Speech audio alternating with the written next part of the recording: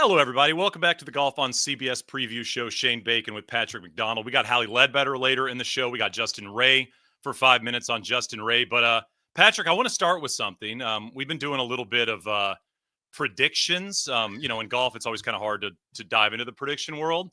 But we do a segment on players that can win and can't win every week. Of course, obviously, we're going to get a little bit of mud on the face when we do that. If players go out there and kind of pop when we're not expecting them to pop. But we also did last week, because it's a snake pit, we had players that were in kind of the pit of despair. And let's go back to last week. I'll roll first with my can win. I got JT. Talked a lot about JT, I feel like, this week. I feel like he's on the list. I'm going to say Justin Thomas. Can't win. Okay. Can't win. I am concerned about his floor performances greatly right now, and especially in the state of Florida. It's low, man. Yeah. It's like well down into the basement when it's bad. Yeah, he's in the gulag. He's trying to get some grub from whoever will. This boy's starving, Shane. Just getting nothing out of his game. It's in disarray. He is in the field, which I was surprised by because I kept on scrolling the odds and I couldn't find his name, but it's Viktor Hovland. Yep. His last 5 starts have been cut T22 at Pebble, cut. What about you? Also, my guy in the pit is Viktor Hovland. Okay. A lot of the stuff you said I wrote down as well. I mean, that golf swing never seems like it can get out of sync, and it just like consistently is out of sync right now. The pitching, the putting, all that stuff is just it's all over the place. Yeah, there we go. Just experts. This is why you watch the show. We can dive deep into things we really know. And I don't know if you saw this or not. Viktor Hovland actually won the golf tournament, Patrick. Oh, that's actually the first I'm hearing of it. So it makes sense that you guys played the clip. Look, we like to motivate these guys. We like to put up some bulletin board material for them, and to the Hovland camp, to Viktor himself. I think you're welcome, right? Maybe some thank yous to us are in store, right? Right, Shane? Yeah, I mean, just to get him a little bit fired up. I called it the mini James Hahn. He 3 missed cuts coming in. If you remember James Hahn, I think it was back in 2016, missed 8 cuts before he won the Wells Fargo. You can catch fire at any point. I remember playing golf with James Hahn and probably like a year after that win out in Scottsdale. And I asked him about, all the missed cuts leading in. And he's like, it would be a Thursday and I would be 1 under. I'd hit it in a divot and I would look at my caddy and go, this is why we're going to miss the cut. And he said it was basically a change in mentality that kind of led him to playing well and ended up kind of victorious in an event that nobody picked him in. But we know Viktor Hovland is this talented. What has he got? 7 PGA Tour wins. He's kind of won all over the place. He's won some very unique trophies, by the way. We'll get into that a little bit later in the show. But for Viktor Hovland, we've seen him pop over the last couple of years. There's been no consistency. So I just wanted to ask you, where are you with this guy right now? I mean, because obviously he wins and that's great. And maybe this leads to another fantastic year and he gets back into the top 5 in the world. Or maybe this is a little bit like the PGA last year. I was looking through some of his finishes, played well at the FedEx St. Jude last year. I think he finished runner-up there. And then he goes back to playing poorly. So is this, in your mind, now going to be Viktor Hovland of old, or is this just Viktor Hovland finding it for 1 week? I think it's him finding it for 1 week, but I also think I think his win could be an important lesson to not only stars, but struggling stars, where we talk about the PGA Tour as is almost PGA and PGB Tour, right, Shane? You got the signature events and the Valspar Championship and other regular events are ways for guys to qualify for the signature events, play their way into the signature events. But one of the issues I had last year with, guys like Cantlay, guys like Hovland, guys like Morikawa, guys who haven't won in a while, is their events and their schedules are now the 4 major championships, the Players Championships, or the Player Championship, the signature events, and the playoffs. And that's pretty much it. And you look at Hovland's schedule last year, he played 1 regular event. It was the Scottish Open the week before the Open. That's kind of a throwaway. That's crazy. Honestly. You're going to play in that event. And so I think it's a really good lesson for these guys where if you're struggling, if you're looking to get back into the winner's circle, it's going to be really tough to do it against Scotty Scheffler, against Rory McIlroy, against Ludwig. And it might be easier to do it in a regular event where, if you have a semblance of your game, like Viktor Hovland did, he still did not sound all too pleased with his game, even after winning, that these regular events are a great way to test that and to improve on that also. Yeah, I mean it's a great point, and I mean I think we need to give a shout out to the Valspar. I mean it is in a Yeah. horrible spot in terms of sports scheduling. I mean it's fun in terms of professional golf, but I mean you're going up against arguably the most popular sporting event in the world in terms of the first weekend of March Madness. You're going to get buried, and that's going to be the case. But it feels like this event always kind of provides some level of dramatic finishes and some level of great winner. And I mean for 15 and a half holes, it felt like it was going to be Justin Thomas finally getting that victory. I know Justin, they showed a shot of JT after he kind of had his head down. He looked a lot like Rory McIlroy. By the way, the Mhm. finish kind of felt a lot like Rory McIlroy at the Players, a week and a half ago, where it was like all his and then it wasn't his anymore. And of course, Rory had to win that in a playoff. But if you're JT, I know you're disappointed. Obviously, you want to win. You want to kind of get the monkey off your back, per se, and go out there and get a victory. But we've talked a little bit about this guy. I mean, he continues to put himself in positions of success. And I think if you're JT, maybe come Tuesday, come Wednesday, you're like, hey, it's another step in the right direction. And this feels like we're starting to see that JT comeback kind of come to fruition. Yeah, I think he said afterwards he had one uneasy swing down the stretch, and it was that pitching wedge up the hill into 16 that he dumped in the right bunker. Did well to make bogey there, God, he getting has up and such a down. good bunker shot out of that bunker, by the way. Yeah, Golly, that was so hard. his short game all day was ridiculous. It was vintage JT. It seemed like every chip and pitch had a chance at going in.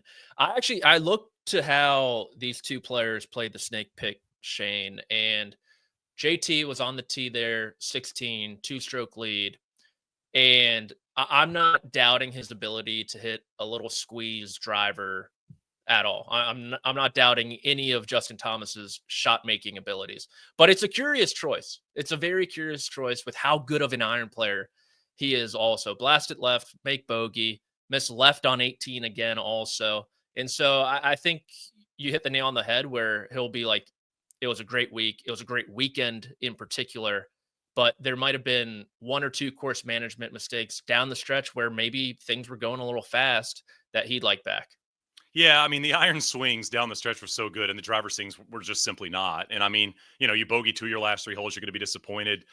I mean, you want to play aggressive. Victor's kind of chasing you. Victor was obviously swinging at it great as well, but I mean, you can't bogey to your last three holes. And that being said, when you haven't been in the position like that in a long time, it's easy to make bogeys. I always Mhm. say nerve swings typically for righties go left, and nervy putts typically come up short, and both those swings were left. I mean, all that being said, what is the one thing he struggled with mightily over the last few years? The putting. Golly, it felt like he made every putt right in the middle, even the ones he didn't make, like the one on 17, felt like it should have gone in. So I think if you're looking ahead at Augusta, which everybody is, and we'll get to our power rankings later in the show, like JT's got to be in your top five, right?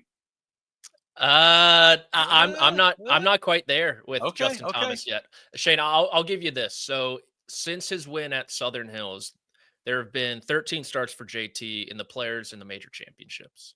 He has 6 missed cuts and only one top 30, and that came Wow, at Valhalla, which was the least major championship like setup of the bunch. that's And crazy. so a lot of that has been that putter. So thankfully, he took a massive step in the right direction across the first 3 months of the season. But a lot of it has been kind of that big number, those floor performances. And I am a little concerned about the quick left misses at Augusta National, too, off the tee. Yeah, those don't play. You can actually No. ask the guy that won the Players Championship if those play. You might take your phone, but you could ask him about the quick left misses at Augusta and how that goes. Yeah, I mean, got to drive it better than he was driving it down the stretch. But all that being said, I mean, only one person wins, and Victor's going to be happy going home with a trophy. But Mhm. I feel like JT's got to walk away with a positive. Anybody else stand out to you, kind of throughout the weekend and the way they were able to play either positively or negatively at the Valspar? We talked about him at the onset of the week, Shane, as the guy we had circled, and I think the way Xander Schauffele finished his tournament is very big, leading that field in strokes gained approach. Also, you need those iron play numbers at Augusta National. That is for sure. And so, for him to take a nice step in the right direction, I think is huge. It sounds like he's itching to play one more event before the Masters. He's trying to What's get he as at? many. Do you have any idea what he'd add? No idea. Well, obviously not this week. Can't So play it would Houston, yeah. Yeah, so it would be Valero, but I don't know if his team is too keen on him playing 4 in a 5-week stretch, 5 in a 6-week stretch, and maybe Hilton Head after that too. And so I don't know if he's going to add, but he's itching to get more and more reps under his belt. And I think like JT, the driver was not good at all. And the short game still needs to make a little bit of a move, especially before Augusta. But to see the iron play cooperate like that, I think was huge. Corey Connors played well again. Shane Lowry, we'll get to in a bit in the show. Haven't had another great week. I kind of was diving into some Shane Lowry numbers. He's kind of been incredible for 6 months straight. So Shane Lowry kind of sneaking up on the world in terms of that consistent play. But, I'm a lefty golfer, and we got to watch the Billy Horschel lefty shot because I think it's the second best opposite-handed golf shot in professional golf history. I think we've got video of the Horschel. Was it a flip wedge that he hit? Flip. I mean, insane. Watch this thing. Billy Horschel is a right-handed player. Wow, what a shot. Look at this. No, come on. No way. Kidding. Wow. What in the world did we just watch? You guys did that for a living. How good is that? That was amazing, right? That's the shot of the day. I mean, the best part is he made the putt. Cashed He made the putt for birdie. It's unreal. Like, we talk about golfers and athletes, right? And there's kind of, it seems like there's a pretty thick line in the sand between those two. Billy Horschel's pretty athletic. I mean, to pull off a shot like that is unreal. So, Patrick, this was probably, 10 years ago. I was at a range with an OEM, and we were hitting golf clubs, and DJ was on the other side of the range. Okay. So it's like DJ all the way on one side of the range, and I'm all the way on the right side of the range, and I'm hitting drivers and doing some stuff. And DJ came over because we were shooting like a little 5-minute. This was like very early social media stuff. So I'm sure it was terrible. We're shooting some video, and DJ takes my driver, my lefty driver, and he's kind of fiddling around with it, and he swings one. And you know how like the opposite swing, your body doesn't move, so it's all arms. Like you can't get through it. He hits like a 150-yard peeler cut, right? And he's kind of fooling around with it, and he hits another one, and it goes 200, kind of straight, still cutty. And the third one's like 270, dead straight. It was 3 swings, and I'm like, this is unbelievable. I'm like, how often do you practice that? He goes, I've never done that before with the lefty driver. And he kind of hands it back to me and walks away. That was, like I said, probably the second best lefty shot ever. But we've got the best one, and not in an official PGA Tour event. But I think about this shot 5 times a week, and I have for the last 24 years. This is Vijay Singh back in 2001. He hits him pretty well. Oh, wow. Good looking Oh, my God. That's better than the other one.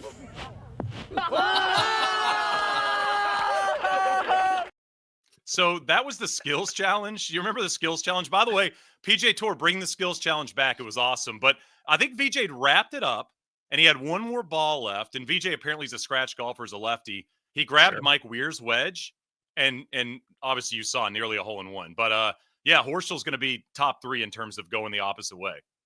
They should do, if they bring back the skills challenge, the wrong side of the plate challenge, because you got Chris Kirk, you got Cam Davis, Bobby McIntyre apparently plays right-handed too a little bit. There's a bunch of these guys who do this. I guess normal golf for them is just too boring, too easy, where they want to see how the rest of us live from the other side of the plate. Yeah, was it Chris Kirk that didn't he play was it during COVID or something? He would play the whole opposite-handed? offseason. Yeah, that's right. Opposite. And then he won the Century.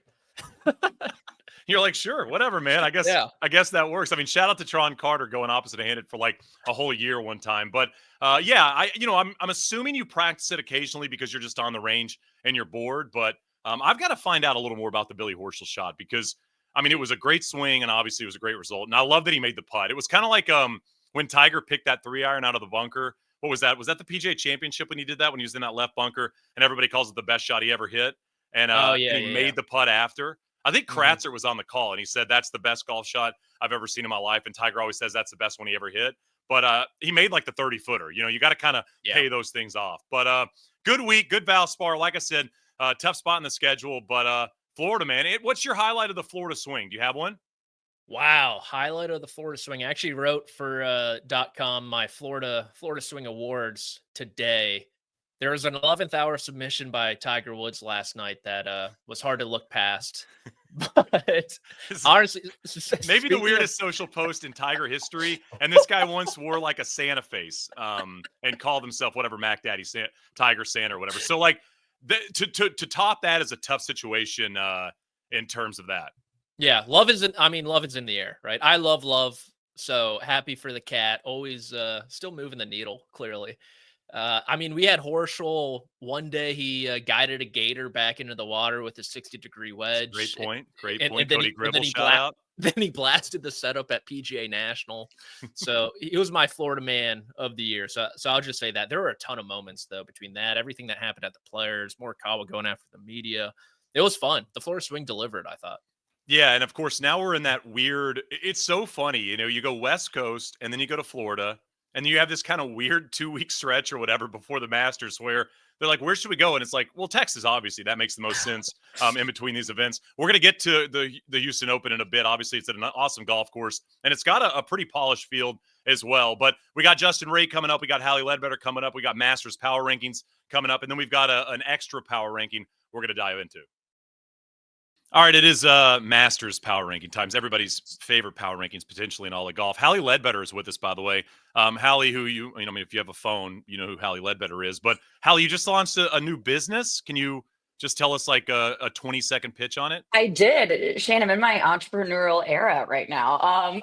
Better Content Co. We help brands make better content. Leadbetter, my last name. You get it? So yeah, brands that are looking to make cool golf content, whether it's commercials or social media, all that stuff. That's what we do. So yeah, it's been really fun. Awesome. You'll have to let us know what we can do better because Patrick and I are always trying to improve. But no notes for you guys. No notes. Excellent. It's early. It's early. Wait till we get into the next power rankings. So last week we did our power rankings. If you want to watch those, you can check back on the YouTube from a week ago. Patrick, I don't want to rehash them. Like they're out there. They exist. You can watch them. But these are 5 through 1 power rankings for Augusta National. We're a couple of weeks away. We'll let our guests kick it off. Hally, with your number 5. So you can throw out number 5 for us, and we'll critique it for sure. Okay. My number 5 is Mr. Sepp Straka. Yeah. Okay. Ooh. He's a Georgia guy. He's got a win at the Amex already this year. Second in the FedEx Cup standings right now. Last year, he finished tied 16th. He has never missed a cut at Augusta. Oh, and right now he is ranked 4th in strokes gained approach, which is a very important stat when it comes to Augusta National Golf Club. So I'm going Mr. Straka off the bat. Jeez, Hallie's like a Timothy Chalamet on a game day with these stats. Brought the heat. Very, very impressed I'm ready. with that. I'm ready. Coming out hot. It's early on the West Coast. Sepp, not on my list, by the way, Patrick. Not on my list this week. I believe he was on my list last week. Who's your number 5? A guy who was on my list last week but got bumped down a little bit is Jon Rahm at number 5. Doesn't have all the fancy stats that Sepp Straka does, unfortunately. But former Masters champion, doesn't have to deal with all the extracurriculars this year. And I just love his general upside as a 2-time major champ. Can I just say, though, when it comes to fancy stats, I do find myself having a look. Like sometimes I'm like, what do we even look at when it comes to the live guys? Sometimes, So I'm like, I don't know. I have no idea. There is nothing to look all at. Feel, all vibes. Outside of top 10s, and that's where Jon Rahm has lived his entire career on live. I think that's the only thing anybody has said about Jon Rahm in the last year and a half is like, man, he finishes in the top 10 and live a lot. Here's my question for you, because Patrick, Jon Rahm is also my number 5, because I remember last week I left him off and I felt like an idiot. Do they have an event before Augusta? I think they do, but I'm not 100% sure. They go to, Trump's in the news, all things golf now. Trump National Doral, I believe. That's a decent test in terms of a tough golf course that, you've got to drive it relatively straight and things like that. So, in terms of those golf courses, I think that's a good one. Be interested to see where Rahm fits. I'll go to my number 4. We'll kind of snake draft it back. Patrick, I teased this earlier. Now I got the stats, guys. Hally, move over. My number 4 is Shane Lowry. And I mentioned he's been on an incredible run over the last 6 months. Going back to the BMW PGA Championship, of course, like the Players, Championship of the DP World Tour. Lowry finished T13th that week. He's finished in the top 13, 12 of his last 15 starts across the world. He's also played Augusta quite well in his last 5 starts, 4 top 25s, T3 in 2022. Played well at the Valspar this past week. I feel like Shane Lowry's kind of floating under the radar a bit in terms of who we're talking about on a weekend and weekend out basis. Like Scotty's always there, Rory's always there, but Shane Lowry has been playing some deadly golf, and I feel like he's going to be in the hunt, in a couple weeks at Augusta. I love that one. I love him for all 4 majors, Shane. I think the season sets up perfectly for Shane Lowry. There you go. Who's your number 4? A guy who was not on the list last week had to bump out Hideki, unfortunately, but he showed me enough. It's the most recent major champion. It's the guy who has 2 currently Wow. in his house. It's Xander Schauffele. Wow. He showed me enough. The iron play looked good enough. I'm giving him the benefit of the doubt. I know the early returns post rib injury were not good, but you just gotta give him his flowers for what he has done on the major stage recently. And so it's Xander for me. I mean, I'm going to say I'm a little surprised he's now in the Me top 5. I too. think we'd be about a week out. But hey, I mean, I'm with you. Like, he's a guy that obviously shows up and plays well in the big events. Hallie, do you have Xander on your list? I don't. I completely disrespected Mr. Schauffele. Same. You and I are Fair. you're on the same boat. Fair. Just a lot of I'll disrespect tell him. thrown his way. Who's your number 4, Hallie? Colin Morikawa is my number 4. Would you believe me if I said he is currently leading strokes gained approach? He is most of the time. He is. He's also second in strokes gained total. Really, really solid start to the year. Worst finish, I think, is like tied 17th. So Morikawa is my number 4. A good pick. I think he might have been my number 3 last week. Not on the board anymore, though. Got bumped, Patrick, but we'll get to that in a bit. Who's your 3? Wow. My 3, I'm going to steal Hallie's all her fun stats for Colin Morikawa. He's going to be my 3. I'm shocked he's not on your board. He made that much of a drop 1 week of not even playing. You're a tough power rank. Yeah, and I mean, I did this list last night. I was about 17 hours straight watching college basketball, so I maybe forgot a couple of people. I wasn't really thinking Cal. I was thinking more Arizona, maybe even more Alabama. I got JT as my number 3. As I mentioned, I just feel like he's trending. Now, Patrick, what you said earlier about JT in the big events does not help my putting him at number 3, since he's played pretty much horrible in the majors and the players over the last few years. But, you know, he's just kind of been hanging around, and he's put up some good numbers, and he's played well. So JT is my number 3. Now, I said this last week, I'm going to say it again. I'm assuming our top 2 are pretty similar. It's always interesting to see how they fall out in terms of our top 2. But I got Rory 2. Who do you guys have 2? I got Scheffler. Does Hallie have a 3? Oh, do we skip you, Hallie, on 3? You did skip me, but that's okay. I was Go gonna ahead, go ahead. I was gonna take it offline and shoot you a text after. But that's fine. yeah. So my number 3, Shane, you had him at 4 last week. It's also Justin Thomas. I know Hovland edged him out yesterday at the Valspar, but the guy is trending, tying the course record at the Players. I mean, do it for Molly, Justin. Like, you know, he's a new father. I think he's gonna do really, really well at Augusta this year. So much perspective. I mean, just tons and tons of perspective. So much perspective. Now you're ready to go out there and do it. So I mentioned Rory's my number 2. Hallie, you said Rory is not your number 2?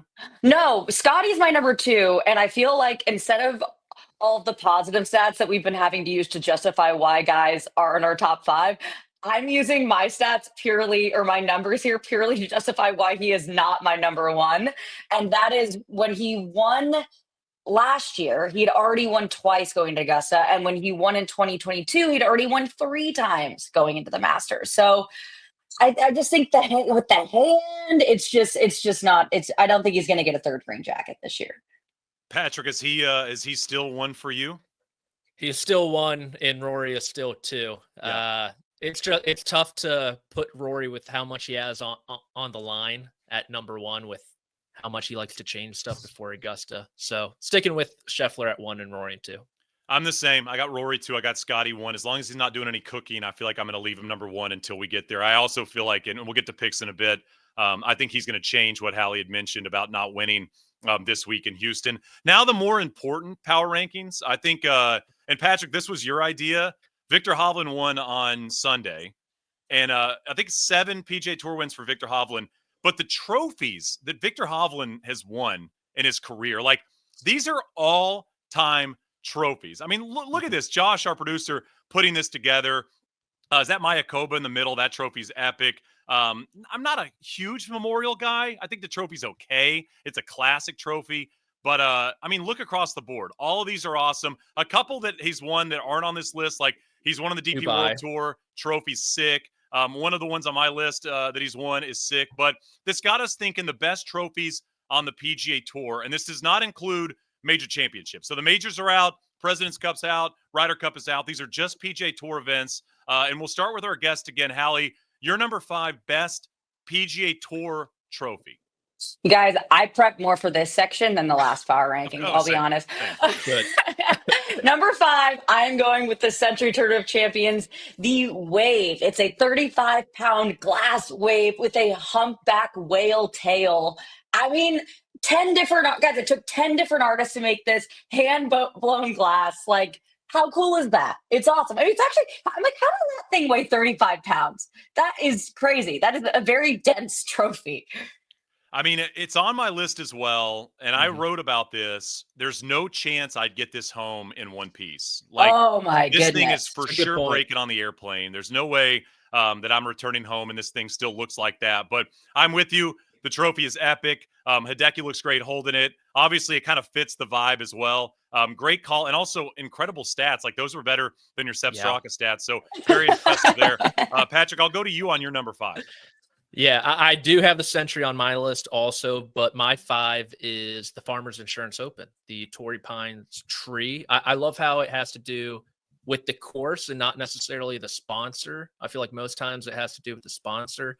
And a little added bonus, don't they give out a surfboard to the winner too? Yes. Yeah. Yes. So that combo, I feel like is very tough to beat.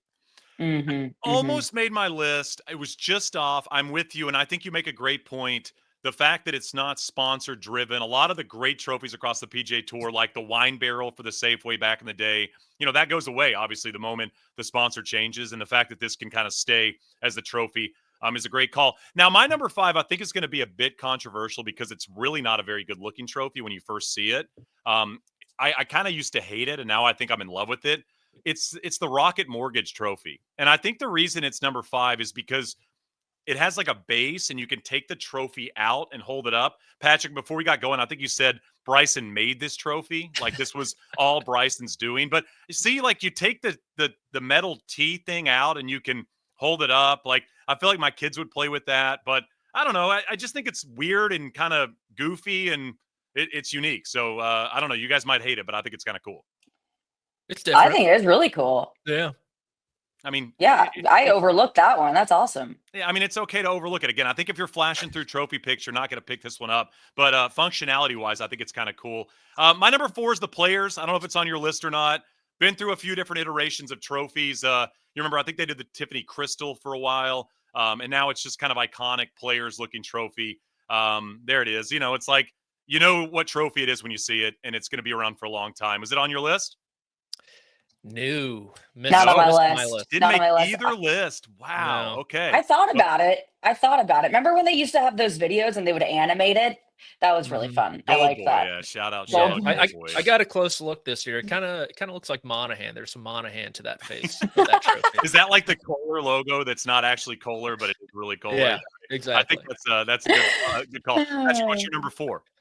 My number 4 is the John Deere Classic. I'm a huge Harry Potter fan, and for some reason, it reminds me of Prisoner of Azkaban with the little deer through the woods.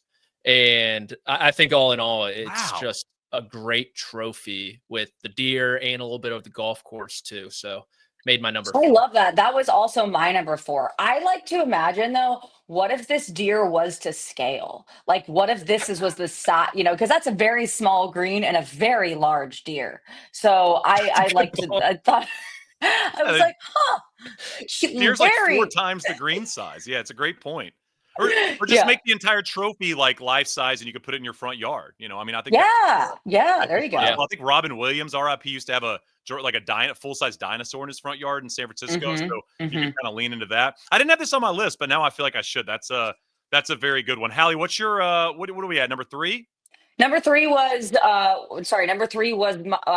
Farmers Insurance as well. The iconic Torrey Pine Tree. It's giving like golf meets Zen garden sort of. So yeah, I love that one too. Could kind of put it in any room. I always think about rooms when it comes to trophies. It's like, is this on your trophy mantle, or could this be like in the entrance when you walk into the house? And I feel like Torrey could kind of play both ways. You know how people put like those little like Zen gardens on their desks? Like, I feel it could be like one of those, like a decorative thing. You're having a tough day and you look over and you're just like, oh, peaceful. I'm back to it. Can you rake the sand? Yeah. Yeah, my number rake the 3 was sand. My number 3 was Century. Patrick, can you hit us with your number 2? My number 2, this was it's so bad it's good. It's the Zozo Championship, the Dyson fan. Just because I feel like taking a picture with that thing is all time. And so I would love that. Speaking of where to put it in your house, I have no idea. Maybe in the closet. I'm not sure. But I think it's so bad that it's actually good. And it's going away. Is it going away? It's the Bay Current. I don't know what the new administration is going to do trophy-wise. I kind of look like? It looks kind of like a selfie light. I feel like they could put some lights in there and really make sure that the lighting is excellent at all times when you put your head in a between ring it. light is smart. Also, Patrick, what's the game in Harry Potter? Quidditch or whatever? Doesn't it look like where you throw the ball through? So like it could also be a little bit of Harry Potter there as well. I want every trophy to have some kind of a ode to Harry Potter if it could. Sure. My number 2 was Century. My number 3 was Century. My number 2 now, a little controversial because I don't know if it's a PJ Tour event or not. But I think this might be like a top 2 or 3 best trophy in the world, not just golf. I don't know where you put this, but the Hero World trophy is just absolutely ridiculous. Like, look at that thing. I mean, forgot about that. Victor has one of these as well. So he showed you the pictures of all the trophies. Victor's got one of these. I mean, like, come on. Like, who came up with it? I want to hear the story. I think ideally you have 2, and then they go sort of like your friends in the entryway, like as you walk in. Oh, you know how people have like lion statues. I think that's where they go. Anyway, it really cracks me up. I just imagine Scotty Scheffler dragging this on the private jet back home, and he's like probably buckles it in because if it falls over, it breaks. But that was my number 2. Are we at number 2 with everybody? I'm doing really good at counting. I didn't give my 2. Patrick, did you give your 2? I did. Okay, So my 2 is the Zurich, the belts. I just love wearables. I think a lot of times the wearables are given in addition to the trophy. I mean, we've got the jackets, we've got the boots, but it's the belts. I think are just so fantastic. I think that's my favorite. Now my question with this trophy, as I had when they won, is they give you one trophy. Why don't they each have a trophy? Is what I don't get here. Yeah, that's true. So that's why I'm in my mind, I'm counting the belts as the trophy as well, because that's what you get to. You can't cut that thing in half. You get to take home the belt and only display that. I mean, I guess they probably live close enough to each other. They could probably just pass it back and forth every few weeks. One of my dream situations, Patrick, I think last year we ran into nearly the jacket slam from Scotty, right? He won Masters Heritage, Travelers. Did he win Memorial too? He did. He didn't win the Schwab. You get one at the Schwab, right? So he was very close. But one of my dream situations is like the full outfit slam. So you get like the boots from San Antonio, the belt buckle from Zurich. You get a jacket from somewhere. I think Tucson used to give the helmet, right? The Conquistador helmet, like back in the day. But I don't think anybody gives out pants. Just a free tip there to somebody out there. New tournament, winning pants. Like nobody's done that before. So you could lean into it. I got a feeling, Patrick, we all have the same number 1. I'm just thinking that we all have the same one. I'll let you tee it up as number 1 here. But I got it, since it hadn't been mentioned yet, I feel like it's going to be unanimous. Yes, and we talked about Victor's animal collection: 2 chameleons, a tiger, Dr. Dolittle himself. He still needs to get this one, though, and that is the rooster from the Sanderson Farms Championship, a fall event, but it feels like a regular season PGA Tour event with a trophy of that caliber. It's perfect. Hally, it's perfect. It really is perfect. I mean, just a unanimous 1 spot across the board. I mean, and talk about things to scale, right? Like that is a regular chicken that you'd see anywhere. Given to the Prince of Poultry, the king of the coop for the week. So I think definitely number 1 spot for sure. I always think about like if you won an event, like this is no knock to the Wells Fargo. The trophy's not great. It's like just kind of like a trophy, and it says Wells Fargo really big on it. I always think about when you win the tournament and they come out and hand you the trophy, the level of excitement you get. Like you win the Claret Jug, right? You're so excited, right? You just won the Open. You get this incredibly old trophy that's so cool.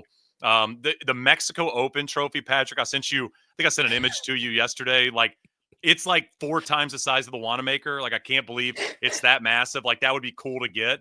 But I mean, this is like every friend that comes over is taking a picture with it.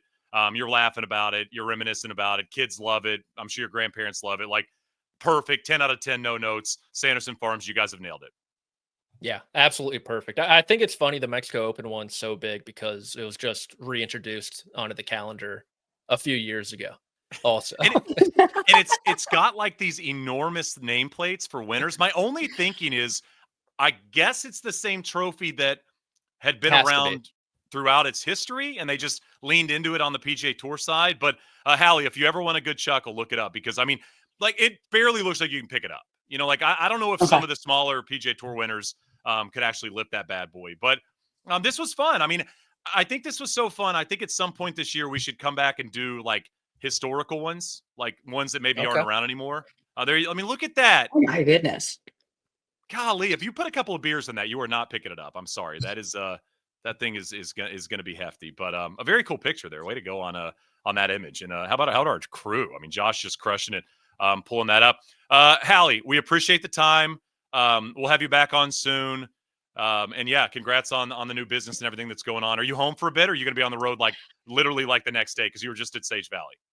I'm actually home for 2 days, and then I am heading back to Orlando, Florida, because, not to flex, but this will probably be the only time I can flex on my golf career. But I'm getting inducted into my College Sport Hall of Fame, which is really nice. So yeah, I'm gonna go back for that. Do you have to like speak and stuff? Like, do you get it? Now here's my biggest question: do you get a jacket first of all? Because obviously with the outfits. You know what? Pants. I should text my college golf coach and say, you know, I'm not getting on that plane unless there's a jacket or some sort of like animal trophy that I can have to just commemorate the moment. Well, congrats on that. That's super, super cool. One of my favorite people in all of golf, and we'll see you obviously in the next couple weeks. We'll see you around Augusta National, and looking forward to it. Absolutely. Thanks, guys, for having me. All right, everybody's favorite person on the old social media is Justin Ray is with us, head of content for the 21st Group. He's going to be at TGL tonight, diving into new age stats, if you will. But we want to get a little maybe some professional golf stats before we get into TGL. And I know we're going to Houston this week on the PGA Tour, but you had something on Nelly, because I think Nelly's back in action this week. Is that right? She is. I know the beginning of the LPGA season has a little bit of a jilted schedule. A lot of the American players don't go over for these Asian tournaments that immediately follow the two that begin the year. But Nelly's back in action. They're back stateside. Ford Championship this week. Tournament she won last year, but they're at a different course this year, as is something that happens a lot on the LPGA Tour. But just to give you some context, everyone knows how great she's been since the beginning of last year. But since the beginning of the 2024 LPGA season, she has almost twice as many wins, 7, as finishes outside the top 24. I mean, it's not just the victories. It's consistently putting yourself in contention over and over again. Jeez. Wait, 7 wins, and how many outside top 20? 4. It's unbelievable. I mean, Patrick, this is a player that, you know, we need to give more love to. We need to talk about more often, but it's so easy to sleep on what she's been able to do on the LPGA Tour. And I think a lot of that is because of what Scotty's doing on the PGA Tour over the last year and a half, 2 years. Is like dominance doesn't happen in golf a lot. And we kind of have these 2 American superstars dominating at the same time. It's easy for one of them to get a little lost, but that's pretty bananas. Oh, it was so much fun last year when both of them were just, it was every week. It was Nelly there, Scotty there. And she won, what was it, 5 in a row? 5 in a row. Yeah. That's why I had number 5 on my Korda jersey walking around the Solheim Cup as their statistical analyst. So you have another thing about Nelly is she does it in a way, obviously she's one of the more powerful players in the women's game. So I wanted to look at the numbers about how she's performed, how she's gained her strokes against the field when she's won. So in these 7 wins since the beginning of 2024, she's got 24% of her strokes gained total off the tee. All other LPGA winners in that span, it's just 14%. They tend to get more from approach shots and putting, whereas Nelly's able to take advantage of her length, put herself in advantageous positions, and attack pins. I mean, wild. Nelly is I feel like Nelly is kind of everything we've wanted in a professional golfer, especially on the LPGA Tour. You know, I mean, very cool, obviously dominant, gets it done down the stretch, hits it far. Like, all of these things of the players, the swing is incredible. Yeah, great point there, Patrick. I mean, everything about her. you're envious of watching her play golf, and you're also pumped to see her dominate. Do you have anything else on Nelly before we move to TGL? No, those are the two I had for Nelly as she gets back in action this week. All right, well, for Justin, TGL, we're gonna go to TGL. Hold on one second though, because yeah. Patrick's Atlanta team is on tonight. Patrick, I do want to. We're gonna talk a little hammer strategy.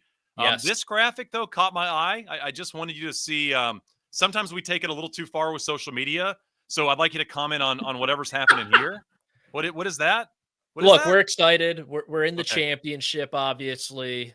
No one expected us to make it this far. Arthur Blank's trying to get a championship banner next to his name in the Ring of Honor. So it's a big couple of days for us in the ATL. Yeah, not even in the ATL. One more sleep, slightly aggressive. I think the image does it justice. Whoever created this, I'm not sure if I love it or absolutely hate it. It's maybe somewhere in between, but very funny at that. Justin, what do you have as you kind of I'm interested as you dive into this world of something new like TGL, how many events, how many matchups till you can actually see levels of strategy or numbers that start to make sense? To dork it up a little bit, that was probably the most exciting part of this process is when we got enough matches in the can, enough data to back up, and I could start coming up with trends. And I think one of the biggest landmark moments and decisions of the season was when the TGL hammer rule was updated. It really changed the entire structure of how points are won, how exciting the matches have been. Before the rule update, 23% of points won in matches came from hammer-related situations. Since, it's 48%. It's more than doubled. So it's been a huge thing. And not only that, these two teams have been the two best teams when it comes to hammer strategy and execution. So since the update, Atlanta is first among all teams in points per hammer thrown with about 1.5, and New York is second with 1.13. And even going further than that, they've been the most patient teams when it comes to the hammer. They haven't been throwing it on the tee box or using it kind of willy-nilly. New York has averaged almost 2 shots that they've hit before throwing a hammer this season. That's the most of any team. And Atlanta is second at 1.6. So just shows like how valuable the strategy is with the hammer and knowing when to use it and executing it. And Atlanta's used it in the singles more than any other team, which is why one of the reasons why they've been unbelievable in singles play, leading in basically every statistic in that format. Patrick, do you feel like you understand the best times to throw the hammer yet as you've kind of gotten into TGL? Yeah, I think you kind of want that 60%-ish probability range where the other team still feels like it's worth accepting, but the expected value is in your favor. So I feel like with Cantlay, he's if it's inside 8 feet, he's like, I'm not doing it. Because that's typically like the 50-50 mark on the greens for these guys. And so if he gets, a 10-footer or something, he'll accept it or something like that. Am I in the ballpark, Jay Ray?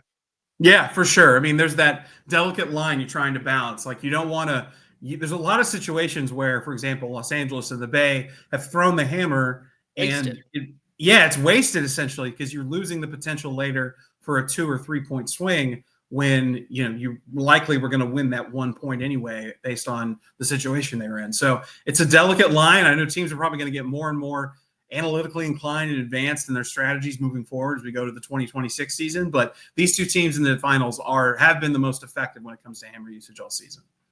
Justin, I know you got to go to the SoFi Center in just a bit. Hit us with some master stats before you go.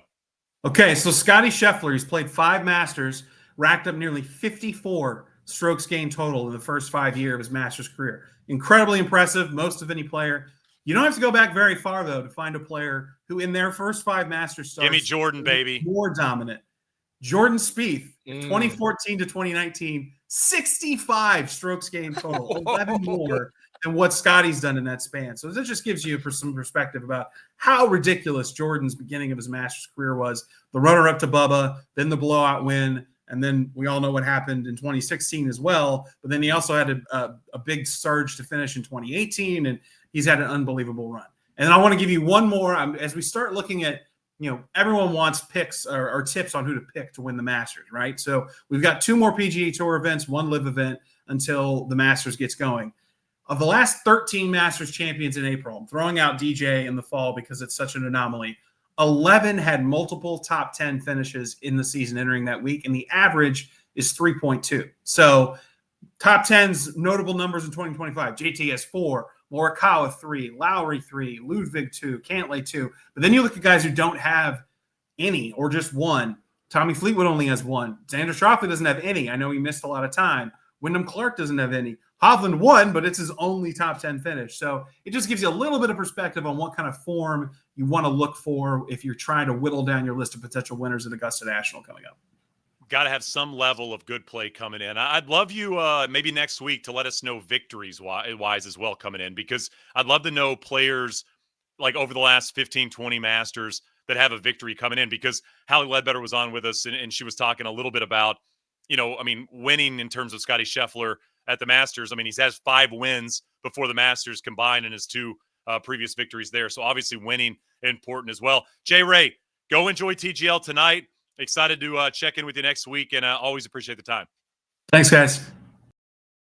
All right, Patrick, we're going to wrap up here with the Texas Children's Houston Open this week. Memorial Park, one of the great golf courses on the PGA Tour. Kind of a sneaky great field again. I felt like we said that last week about the Valspar. We got Rory and Scotty in the field this week. You looking forward to Houston? How can you not? I think last year was a great event. There were so many guys coming down the stretch there. When Jaeger won, you had the toasty Tony Finau kerfuffle, them going at each other a little bit. I don't know if you remember that. The Astros mascot in the press center next to Monahan when he was talking also. So it was a great 2024 tournament. And when you got the top 2 players in the world in 2025, how can it not follow up that, I think?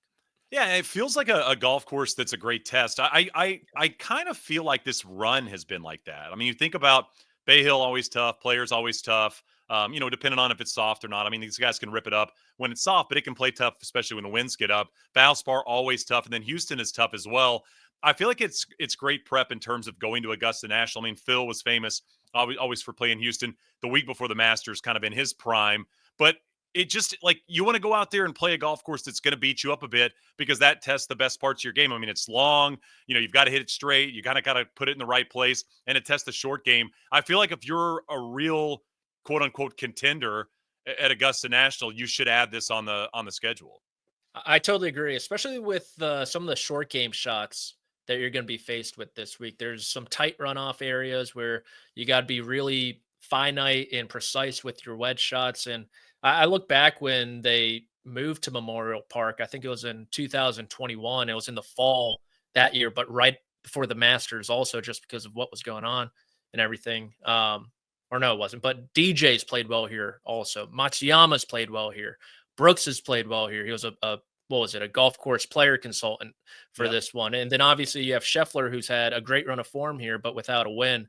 And so I totally agree. I think it's just such a good prep, and the cadence is great where you can play this week, take next week to figure everything else out, and then be ready for Augusta National. I think it's easy to forget too that, like, Scotty was a putt away last year of winning this as well. It's like, we talk so much about the wins from Scotty, and a lot of them went his way, but there was a couple that didn't, and this was one of them. It felt like, as you were watching the last 3 holes, you're like, all right, well, he's going to win again. The form was there, and obviously the play was there. I think Scotty needs a good week. I mean, it's silly to say that, but obviously he hadn't played that great this year in terms of, comparisons to Scotty Scheffler the last 3 years. I think this is a really important week for Scotty. I don't necessarily think he needs to win, but I think it'd be nice to see him putt well, maybe start to drive the golf ball a little bit better. That's been the one thing to me that hadn't quite been there this season for Scotty, kind of missing it in some different areas that we haven't seen him miss it in. So I feel like for Scotty, as he's looking to Augusta, this has got to be a week. He's like, I need to go in with like the mentality that this is the Masters, Yeah, I think a good week is not required, but would be nice to see. Right. And we talked about the left misses with JT. That's been the weird thing that has creeped into the bag for Scotty Scheffler. Every miss is left. It's so weird, And he has been so good at eliminating that side of the golf course the last handful of years. So that's the one thing I'm looking at this week. I know the short misses really hindered him in this tournament last year. I think this is where the run of under par rounds came to an end. Shane, on Friday, he missed like a 2-footer. That's right. Yep. Yeah. And then 3-putted from 5 feet or something, right? Yeah, it was horrible. And then lo and behold, on Sunday, he misses a 5-footer to force a playoff with Jaeger. So maybe sure up from that 3 to 6 feet range, because he even though his putting generally has been better, that range is still not very good. and then take away the left miss, and I'll be a happy camper with Scotty Scheffler. All right, so we'll do can win, can't win now. I'll lead us off on can win. I'm going to put Scotty on that list. I think Scotty Scheffler can win in Houston. I don't know if you can believe that or not. I know that's a bit shocking. I've got Steven Yeager there as well. Obviously, somebody that has played well on this golf course before and won last year.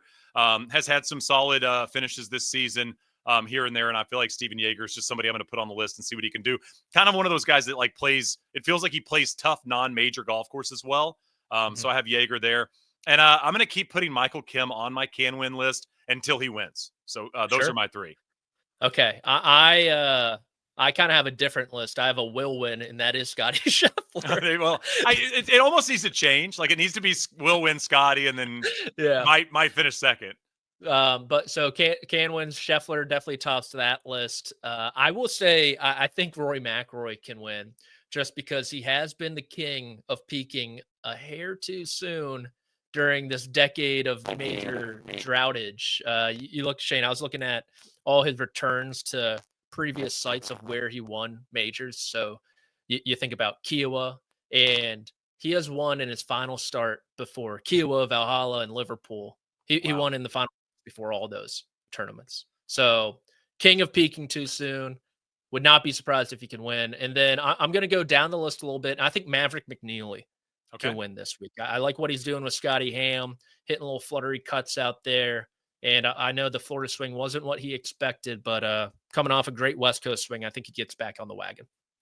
My can't win. I've got Sung Jae on the list. Sung Jae's played well on certain tough golf courses, but just feels a little lost right now for Sung Jae. Not great. Another player I feel like is a little lost and had himself in contention really at the Players for a little bit is Minwoo.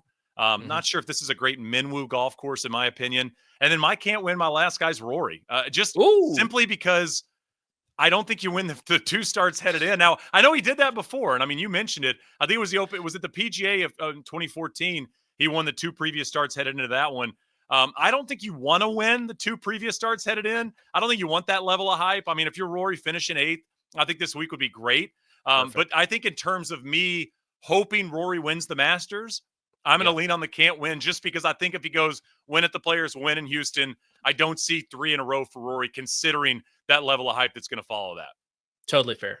You're falling on the sword here for Rory. Very kind of you. Yes, there you go. We have some similarities. Sung Jae, he's it's just so frustrating, Shane, because he's like this young talent, and you blink and it's like, well, he's not that young anymore, and he hasn't won on the PGA Tour since the Shriners in what was that, 21, 22, something like that. Like so long ago. He's way too good for that, but I agree. His iron play just does not look good right now, his game in general. So went with him. I also went with Wyndham Clark.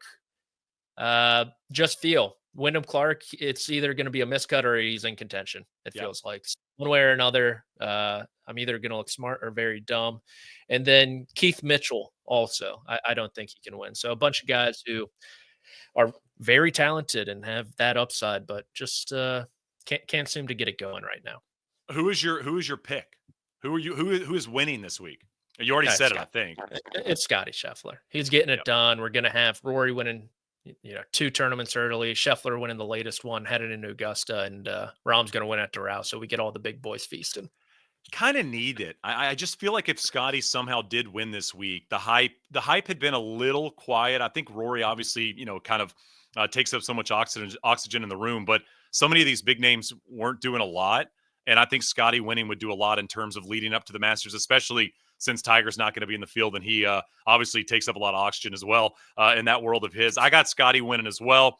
My sleeper pick is the guy that played well last week, Ricky Castillo. I think he was last as I looked on the odds list, finished T12 at the Valspar, and that's with not a great final round. One of your favorite looks in all of golf. You love the puka shell necklace that he rocks, and he's been rocking for a few years. But he's been pretty consistent this season. Just missed a couple of cuts really since the Sony. And I mean, he hadn't really done a ton in terms of top 10s, but I feel like he's starting to find his form. And just in terms of the odds for Ricky, I like that on a tough golf course.